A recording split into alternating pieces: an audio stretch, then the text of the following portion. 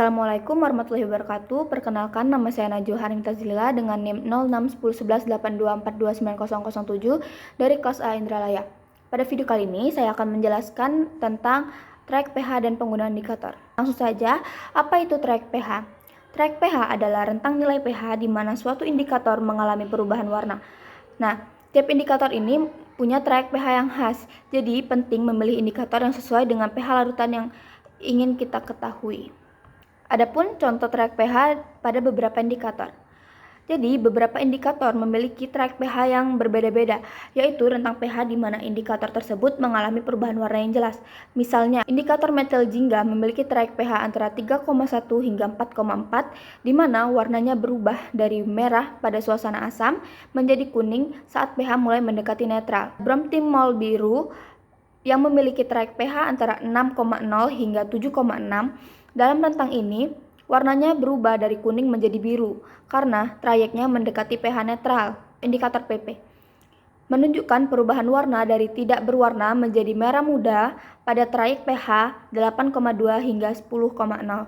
Artinya, indikator ini hanya menunjukkan warna jika larutan berada dalam kondisi basah. Sementara itu, pada kertas lakmus memiliki trayek yang lebih luas, yaitu sekitar pH 5 hingga 8.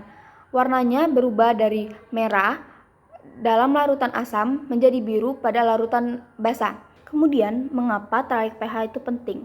Trayek pH indikator sangat penting karena membantu kita mengetahui pada rentang pH mana suatu indikator dapat menunjukkan perubahan warna yang jelas. Setiap indikator memiliki rentang ataupun trayek pH tertentu di mana ia berubah warna yang memudahkan kita untuk mengidentifikasi sifat suatu larutan.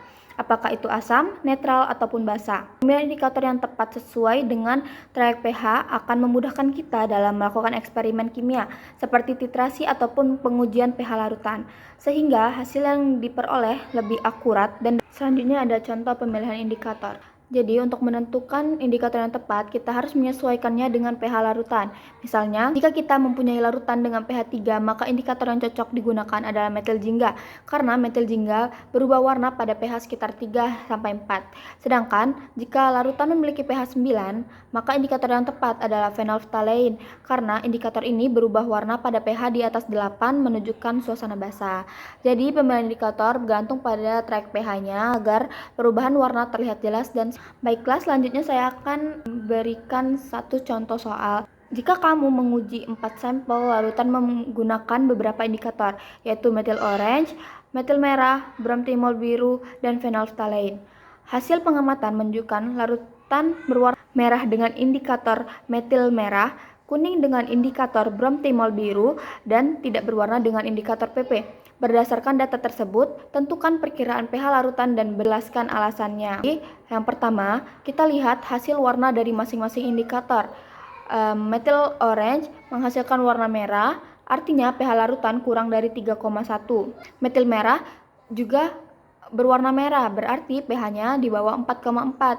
Sedangkan bromtimol biru berwarna kuning, artinya pH masih di bawah 6,0. Phenolphthalein tidak berwarna menandakan pH larutan kurang dari 8,2. Karena semua indikator menunjukkan warna khas suasana asam, maka pH larutan diperkirakan berada di bawah pH 4, kemungkinan berada di antara pH 3-4. Warna merah pada metil orange dan metil merah serta kuning pada bromtimol biru menunjukkan suasana cukup asam, sedangkan phenolphthalein yang tetap tidak berwarna menguatkan bahwa larutan belum mencapai pH basa. Jadi kesimpulannya, indikator asam basa memiliki trayek pH tertentu, yaitu rentang nilai pH di mana indikator tersebut mengalami perubahan warna. Perubahan warna ini disebabkan oleh perbedaan struktur kimia indikator dalam kondisi asam dan basa. Dengan mengetahui trayek pH dan warna khas dari masing-masing indikator, kita dapat memperkirakan sifat asam atau basa suatu larutan. Oleh karena itu, pemilihan indikator yang tepat sangat penting untuk membantu mendeteksi perubahan pH secara visual dan akurat. Mungkin itu saja yang dapat saya jelaskan. Jika ada salah, saya mohon maaf. Saya ucapkan wassalamualaikum warahmatullahi wabarakatuh.